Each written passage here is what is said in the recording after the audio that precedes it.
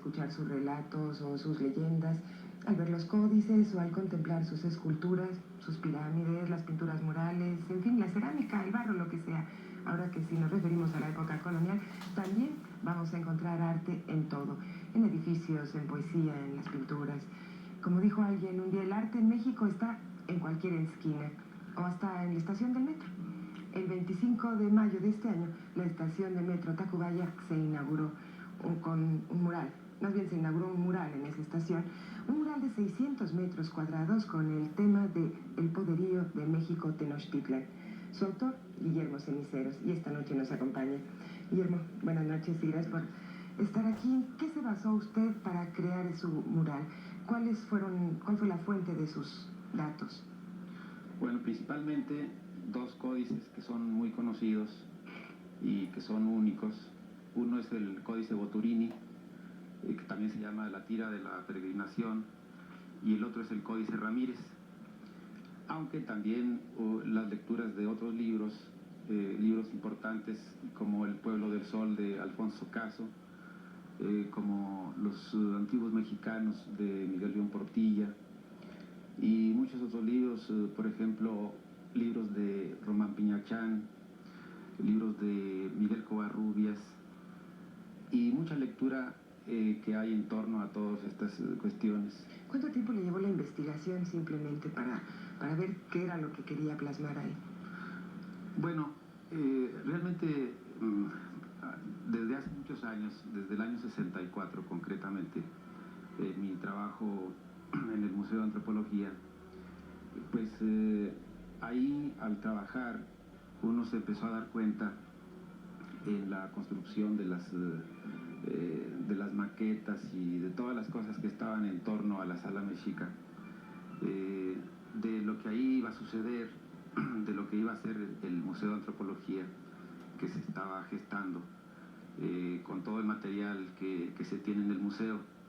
Y prácticamente desde ese tiempo uno empezó a interesarse en todas estas cuestiones, o sea que hay ya mucho tiempo estudiando estas cosas porque son interesantes de por sí. Claro. Ahora, ¿por qué en la estación de metro Tacubaya y por qué el tema Tenochtitlan, ahí precisamente? Bueno, porque Tacubaya es un lugar en el que los mexicas estuvieron dos veces. Una antes de llegar a Chapultepec, pasaron por ahí. Después, cuando estuvieron en Chapultepec, tuvieron ellos algunas luchas. Ellos tuvieron una pequeña guerra, por así decirlo, con los de Xochimilco, y ellos todavía no tenían una tierra propia. Entonces ellos estaban constantemente en búsqueda de un lugar donde aposentarse. Y ellos regresaron nuevamente a Tacubaya, y como la cosa constante de ellos era la lucha por la vida y la lucha con otros pueblos, inventaron ahí en Tacubaya un arma, una herramienta que le llaman el atlatl, que lo utilizaron, es una especie de lanzadardos, que es una extensión del brazo para lanzar dardos o flechas, o lanzas más bien, porque son más grandes que las flechas. Y eso lo inventaron en Tacubaya, de tal manera que ellos estaban constantemente en contacto con los lugares donde hay agua, y ahí en Tacubaya es un lugar de agua, aunque después escogieron un lugar en el centro de la laguna. ¿Cuál es la diferencia, maestro, entre el público de un museo y los usuarios del metro? Bueno, los usuarios del metro generalmente ocupados en su trabajo, en llegar a sus trabajos, a la escuela, pues no siempre van a museos. Quizá van al Museo de Antropología alguna vez, cuando van a Chapultepec, pero en general la gente es gente de trabajo, es gente que va a sus trabajos.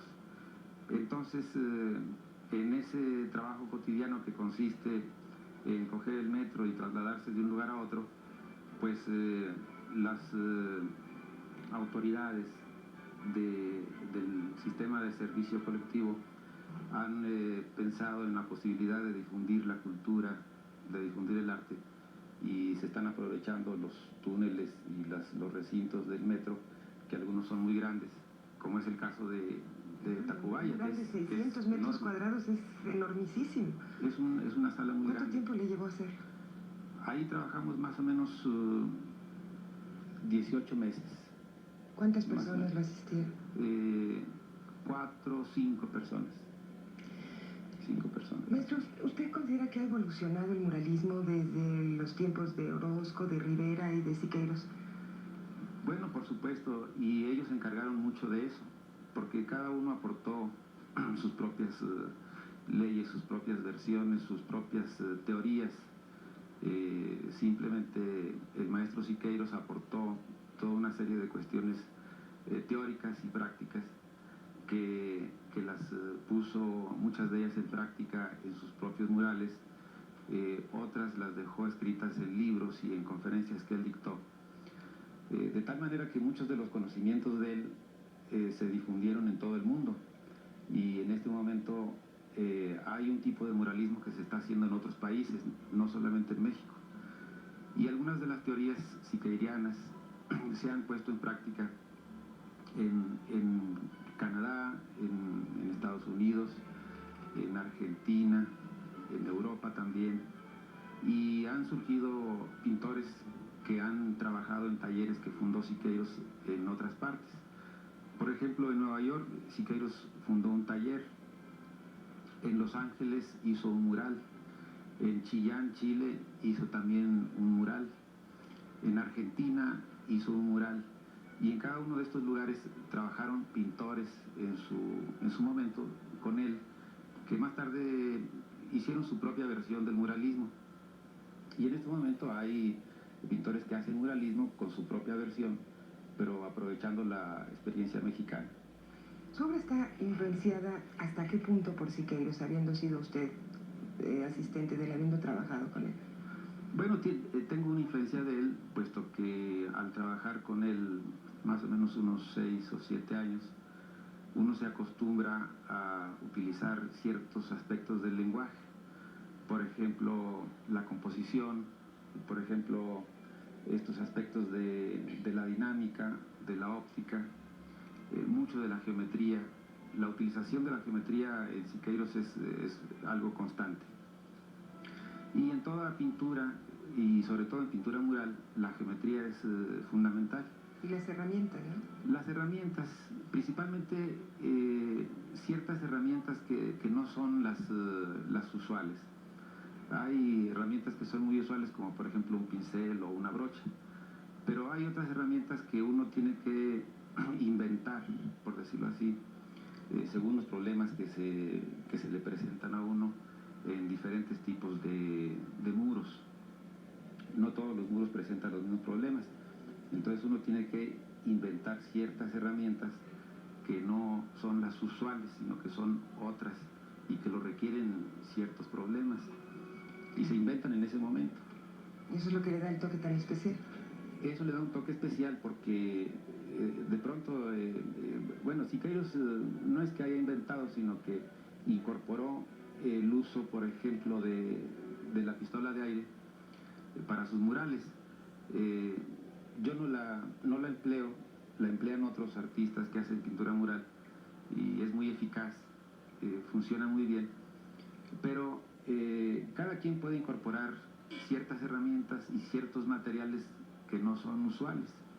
Estamos viendo aquí a las mujeres de ceniceros. Esa es otra gran pasión suya, ¿verdad, maestro? Sí, sí, es una constante en mi pintura, como lo es también la utilización del paisaje. Sí, buenas noches.